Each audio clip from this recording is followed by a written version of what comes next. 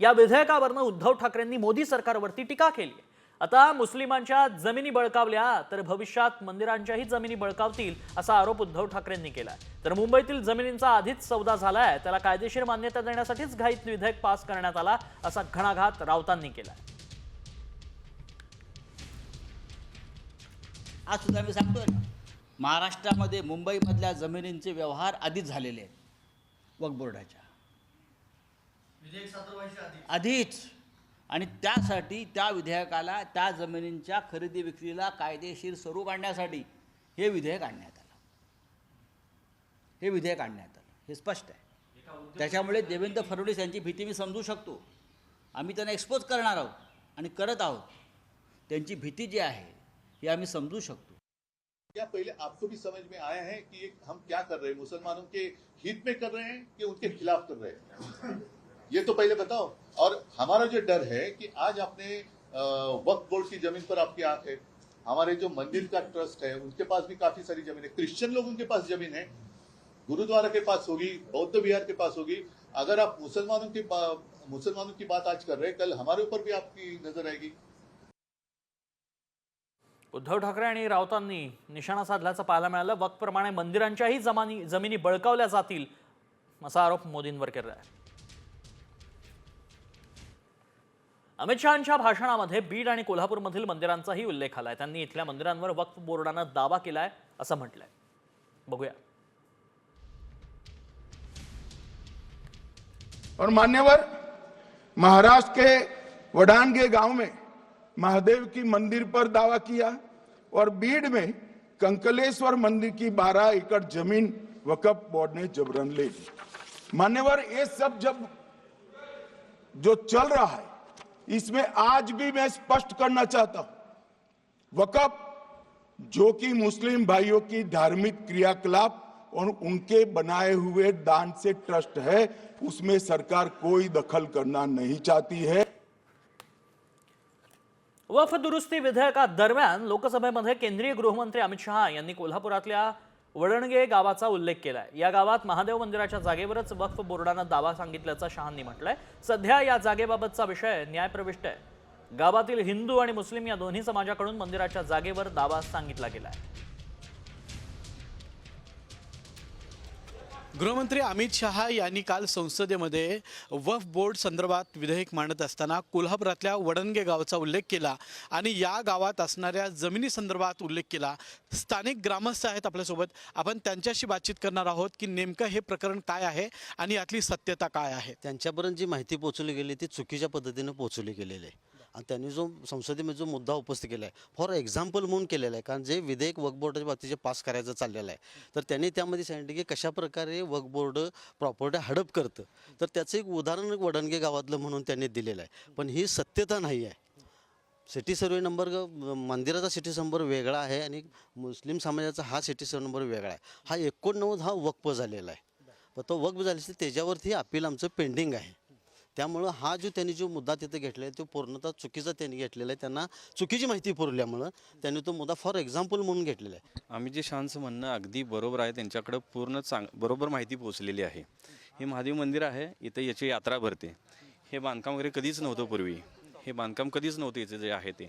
हे ग्रामपंचायतीची परमिशन न घेता बांधलेलं आहे। ह्याच्याशी कुठली ग्रामपंचायतीची परमिशन नाही आहे।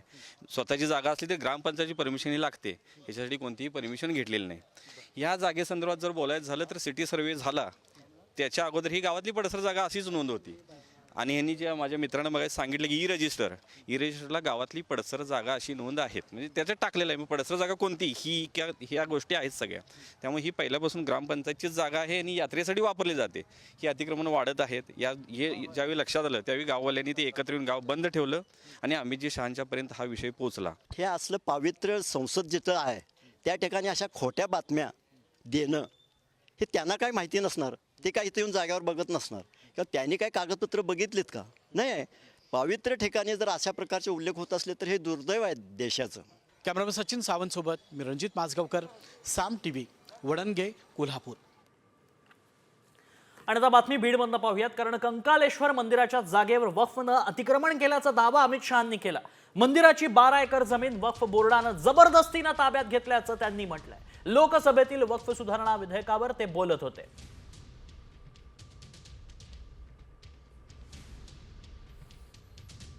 वक्फ विधेयकाला अजित पवार गटाचं समर्थन मिळालं. अजित पवारांच्या खासदारांनी लोकसभेमध्ये वक्फ विधेयकाच्या बाजूने मतदान केलं. पक्षाची भूमिका न मांडताच खासदार सुनील तटकरे यांनी मतदान केलं. दरम्यान वक्फ सुधारणा विधेयकावर भूमिका न मांडल्यानं महायुतीत नाराजी असल्याचं बोललं जात आहे.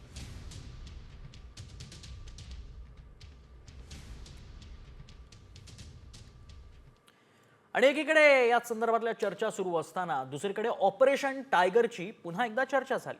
त्याला निमित्त ठरलं हेच वक्फ बोर्ड विधेयकाबाबत विरोधात मतदान करावं लागल्यानं ठाकरे गटाच्या अनेक खासदारांना धक्का बसला असा दावा खासदार श्रीकांत शिंदे करतायत. तर यामुळे ठाकरे गटाला खिंडार पडणार असल्यानं काही जण उद्या पक्षांतर करणार असल्याचा दावा देखील भाजपचे प्रदेश अध्यक्ष चंद्रशेखर बावनकुळेंनी केलाय. उबाटाच्या खासदारांमध्ये आम्हाला ते बोलत होते की आम्हाला तर फॉरमध्ये मतदान करायचं आहे. आमची इच्छा तर खूप आहे की या बिलाला सपोर्ट केलं पाहिजे. हा बिल जो आहे हा बिल कुठल्याही धर्माच्या विरोधामध्ये नाही आहे. 100% त्यांचं मन होतं की मतदान केलं पाहिजे करून आपण एकतर मतदान केलं पाहिजे वक्फच्या बिलच्या समर्थनामध्ये किंवा वॉकआउट जास्तीत जास्त करायला पाहिजे. पण त्यांच्या मनाच्या विरोधामध्ये जाऊन जे आहे हे काही लोकांचं लागून चालन आणि त्याचबरोबर काँग्रेसवाले काय बोलतील. आज तर इकडचे ना इधर के ना उधर के अशी परिस्थिती जी आहे ही उबाटाची झाली. हिंदुत्ववादी जे कार्यकर्ते आहे महाराष्ट्रातले जे उद्धव ठाकरेच्या शिवसेनेत आहे ते शिवसेना सोडण्याच्या मानसिकतेत आले आहे. मला सकाळपासून कालही आताही एक मेसेज आला आहे की उद्या मला पक्षप्रवेश करायचे आहे तर मी मंगळवारी पक्षप्रवेश घेणार आहे. पण उद्धव ठाकरेंच्या शिवसेनेतले लोक आता या भूमिकेमुळे अस्वस्थ आहे. पुढची बातमी. अमित शहांनी जिन्नांना लाजवेल इतकी मुस्लिमांची बाजू घेतली आहे. भाजपनं हिंदुत्व सोडलं का? आमचा विधेयकाला नव्हे तर भ्रष्टाचाराला विरोध असल्याचा घणाघात शिवसेना ठाकरे गटाचे प्रमुख उद्धव ठाकरेंनी केलाय. भाजपच्या ढोंगीपणाला विरोध असल्याची टीका ठाकरेंनी केली आहे.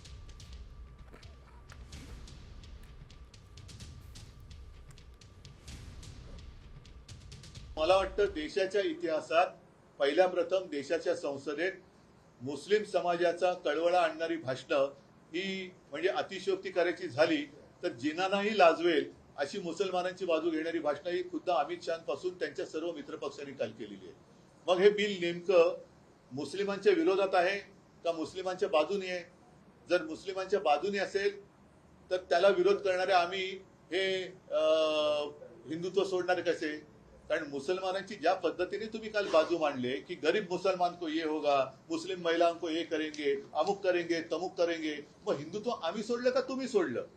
की आज सुद्धा मी भारतीय जनता पक्षाला पहिलं पाहिजे आवाहन करतो नाही तर आव्हान देतो की तुम्ही जर का खरोखर एवढे हिंदुत्व करत असाल आणि तुम्हाला मुसलमानांचा जर का तिटकारा असेल तर परत एकदा सांगतो की तुम्ही तुमच्या झेंड्यावरचा हिरवा रंग काढा आणि न पेक्षा ही जुमलेबाजी बंद करा. आम्ही बिलाला विरोध करण्यापेक्षा यांच्या ढोंगाला आणि त्याच्यानंतर या जमिनी बळकावून यांच्या व्यापारी मित्रांना ते जे काही देणार आहेत त्या भ्रष्टाचाराला विरोध केलेला आहे. वक्फवरून शिंदेंनी ठाकरेंवरती जोरदार निशाणा साधला. ठाकरेंनी हिंदुत्व सोडलं यावर शिक्कामोर्तब झालाय. ठाकरेंच्या सेनेसाठी कालचा दिवस दुर्दैवी होता. त्यांचे खासदार गोंधळलेल्या स्थितीत होते अशी टीकाही शिंदेंनी केली आहे. वक्फ बोर्डाला केलेला विरोध त्यांच्या सोबत असलेले बाळासाहेबांचे अजूनही ज्यांच्या मनात विचार आहेत त्या सहकाऱ्यांना देखील मान खाली घालण्यासारखं कृत्य काल झालं. त्यांचे लोकप्रतिनिधी देखील त्यांनी खंत व्यक्त केली आणि कालचा दिवस हा खऱ्या अर्थाने उबाटासाठी दुर्दैवी होता. पुढची बातमी. छत्रपती शिवाजी महाराज 100% धर्मनिरपेक्षच होते असं वक्तव्य केंद्रीय मंत्री नितीन गडकरींनी केलं. शिवाजी महाराजांनी अनेक लढाया जिंकल्या मात्र कधीही मशिदीवर हल्ला केलेला नाही असंही त्यांनी म्हटलंय. यापूर्वी सरसंघचालक मोहन भागवत यांनीही आधुनिक काळात शिवाजी महाराजच आपले आदर्श असल्याचं म्हटलं होतं. वो इसलिए आदर्श है कि आदर्श शासक तो थे, आदर्श पिता भी थे, न्याय निष्ठुर राजा भी थे और कल्याणकारी भी राज्य थे. और छत्रपति शिवाजी महाराज हमारे देश के इतिहास के ऐसे लोक कल्याणकारी राजा थे कि वो 100% सेक्युलर थे। उनके पूरे इतिहास में अनेक लड़ाइयाँ उन्होंने जीती, पर कभी कोई मस्जिद पर उन्होंने अटैक नहीं किया। संघाचं काम हे तत्वरूप काम आहे, व्यक्तिवादी काम नाही। ते चालू राहतं, व्यक्ती येतात आणि जातात, परंतु अशी निर्गुण उपासना कठीण असते। म्हणून जर आपल्याला साकार कोणी आदर्श हवाच असेल तो पौराणिक काळात श्री हनुमान आणि आधुनिक काळामध्ये छत्रपती शिवाजी महाराज हेच आहेत। शिवाजी महाराजांनंतर 250 वर्षानंतर सुद्धा तोच आदर्श आहे आणि आजही तोच आदर्श आहे। पुढची बातमी, वाघ्याच्या समाधीवरून संभाजीराजे पुन्हा एकदा आक्रमक झाले। संभाजीराजेंनी आज रायगडावर जाऊन वाघ्याच्या समाधीची पाहणी केली। वाघ्या श्वान हे एक काल्पनिक पात्र असून हे अतिक्रमण आहे, ते सरकारनं काढून टाकावा अशी मागणीही त्यांनी पुन्हा एकदा केली आहे। या मागणीचा पुनरुच्चार ते करतायत।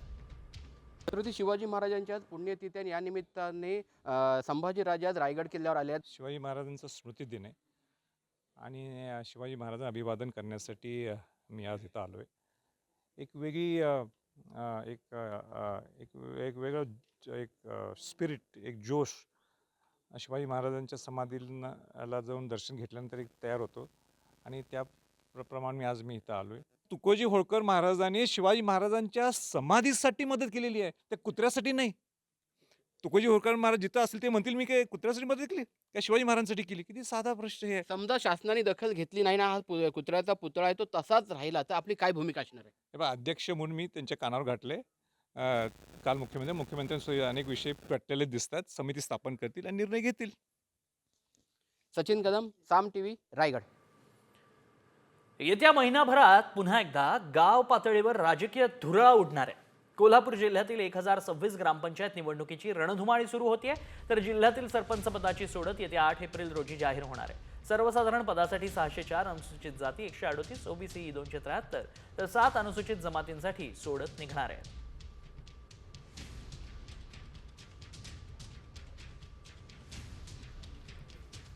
तर इकडे स्थानिक स्वराज्य संस्था निवडणुकीसाठी भाजप नवा प्लॅन आखतंय। भाजपकडून नव्या नेतृत्वाला संधी देण्याचा प्रयत्न होणार आहे। पक्षांतर्गत नेमणुकीत तरुणांना अधिकाधिक जबाबदारी देण्याचे संकेत मिळत आहेत। 35 ते 45 वयोगटातील नेत्यांवर तालुका अध्यक्ष पदाची जबाबदारी, तर जिल्हाध्यक्ष पदासाठी 45 ते 50 वयोगटातील नेत्यांना जबाबदारी दिली जाणार आहे। नेतृत्वाची नवी फळी उभारण्याचा हा भाजपचा प्रयत्न आहे।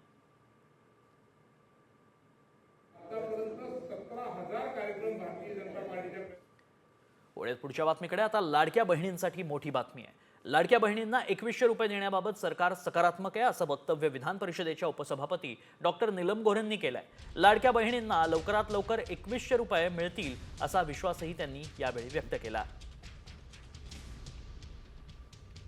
सरकार याबद्दल सकारात्मक आहे। लवकरात लवकर जेव्हा शक्य होईल त्याला सरकार ते देईल पैसे। आता त्यांचे स्वतःचे बचत गट किंवा क्रेडिट सोसायट्या तयार करून त्याचा विनियोग कसा करता येईल यासाठी आमचा प्रयत्न चालू आहे। पुढच्या बातमीकडे, दिशा सालियनच्या मृत्यू प्रकरणी आता एक मोठी अपडेट समोर येते। दिशाच्या मृत्यूनंतरचा सतीश सालियन यांच्या जबाबात साम टीव्हीच्या हाती लागलाय। यामध्ये सतीश सालियन मित्राच्या निधनानंतर त्याच्या पत्नीला पैसे द्यायची, यावरून दिशा आणि सतीश सालियन यांच्यात वाद व्हायचा असं जबाबात म्हटलंय। वडिलांच्या संपर्कात असलेल्या महिलेबद्दल दिशाला गैरसमज होते असंही या जबाबात म्हटल्याचं समोर आलंय।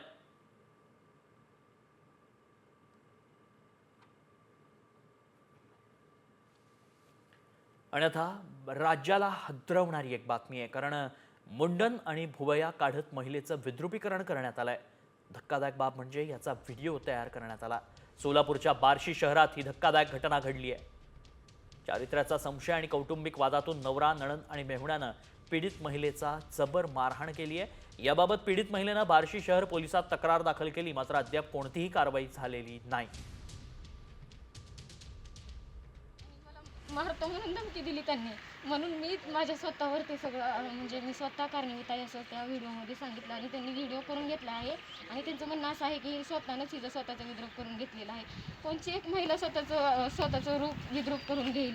त्यांनी मला इतकं टॉर्चर केलं त्या टायमिंगला। तो टायमिंग असा होता की मी आता वाचत नाही असं मला स्वतःला सतत वाटत होतं। मी खूप प्रयत्न केला घरच्यांना सांगण्याचा, पण तरीही माझा कॉन्टॅक्ट त्यांनी होऊन दिला नाही। मला घरामध्ये कोंडून रूममध्ये कोंडून ठेवून कुलूप लावून बाहेर बसले हॉलमध्ये। बातमी राजकीय वर्तुळातनं पुन्हा शिंदे सरकारच्या काळातील योजना सपशेल बंद करण्यात आली आहे. राज्यातील शाळांमधील 1ली ते 8वी पर्यंतच्या विद्यार्थ्यांना एक राज्य एक गणवेश ही योजना शिंदे सरकारनं आणली होती. आता त्या योजनेच्या अंमलबजावणीचा निर्णय महायुती सरकारनं मागे घेतलाय. गणवेशासाठी वापरण्यात येणाऱ्या कपड्याचा रंग आणि गणवेशाची खरेदी राज्य सरकारच्या पातळीवर न करता शाळा व्यवस्थापन समितीकडे खरेदीचे अधिकार देण्यात आले.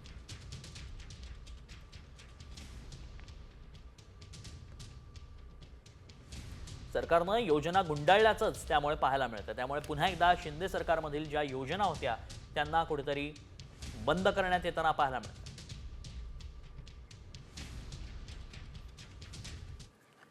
प्रत्येक कुटुंबाला आता सरकारी नोकरी मिळणार आहे. होय, तुम्ही जे ऐकलं ते अगदी खरं आहे, कारण सोशल मीडियावर तसा मेसेज व्हायरल होतोय. त्यामध्ये सरकारी नोकरी प्रत्येक कुटुंबातील व्यक्तीला मिळणार असल्याचा दावा केला गेलाय. त्यामुळे आम्ही या दाव्याची पडताळणी केली तेव्हा सत्य काय समोर आलं बघूया.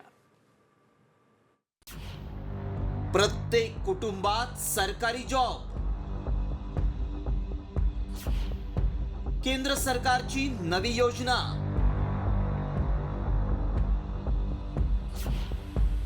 व्हायरल मेसेज मागचं सत्य काय? केंद्र सरकारनं आता प्रत्येक घरातील एका व्यक्तीसाठी सरकारी नोकरीची योजना आणली आहे. होय, असा दावा करणारा मेसेज व्हायरल होतोय. या मेसेजमुळे चर्चांना उधाण आलंय. सरकारची योजना आहे, मग फॉर्म कसा भरायचा? नोकरीसाठी शिक्षण किती हवं? असे अनेक प्रश्न विचारले जात आहेत. त्यामुळे आम्ही याची सत्यता पडताळणी सुरू केली. मात्र मेसेजमध्ये काय दावा केलाय ते आधी पाहूया. केंद्र सरकारनं एक परिवार एक नोकरी योजना आणली आहे. प्रत्येक कुटुंबातील एकाला नोकरी मिळणार. यासाठी पुरुष महिला कोणीही अप्लाय करू शकतात. हा मेसेज प्रचंड व्हायरल होतोय. असे काही सोशल मीडियावर व्हिडिओही शेअर केले जात आहेत. कारण सरकारी नोकरी ही प्रत्येकालाच हवी असते. सरकारी नोकरी असली की चांगला पगार, भत्ते, सुट्ट्या, सरकारी सेवा अशा सुविधा मिळतात. यामुळे सरकारी नोकरीसाठी अनेक जण प्रयत्न करतात. आणि सरकारनं जर आता अशी योजना आणली असेल तर आनंदाची बातमी आहे. मात्र हा दावा खरा आहे का, याची सत्यता पडताळून सांगणं अत्यंत गरजेचं आहे. आमच्या टीमनं या दाव्याची पडताळणी सुरू केली. केंद्र सरकारनं अशी कोणती योजना आणली आहे का याची सत्यता जाणून घेण्यासाठी अधिकाऱ्यांकडून माहिती मिळवली. त्यावेळी काय सत्य समोर आलं पाहूया. सरकारची एक परिवार एक नोकरी योजना नाही. दिशाभूल करण्यासाठी असे मेसेज व्हायरल केले जात आहेत. कुणीही फॉर्मची लिंक पाठवल्यास ती उघडू नका. लिंकच्या माध्यमातून सायबर फ्रॉड होऊ शकतो. सध्या देशात बरेच बेरोजगार आहेत आणि प्रत्येकाला सरकारी नोकरी हवी आहे. त्याचाच फायदा घेत काही लोक दिशाभूल करण्यासाठी मेसेज व्हायरल करतात. तसंच काही लोक लिंक पाठवून फ्रॉड करत असतात. त्यामुळे तुम्ही अशा मेसेजेसवर विश्वास ठेवू नका. आमच्या पडताळणीत सरकार प्रत्येक कुटुंबातल्या एकाला सरकारी नोकरी देणार हा दावा असत्य ठरलाय. ब्युरो रिपोर्ट, साम टीव्ही न्यूज.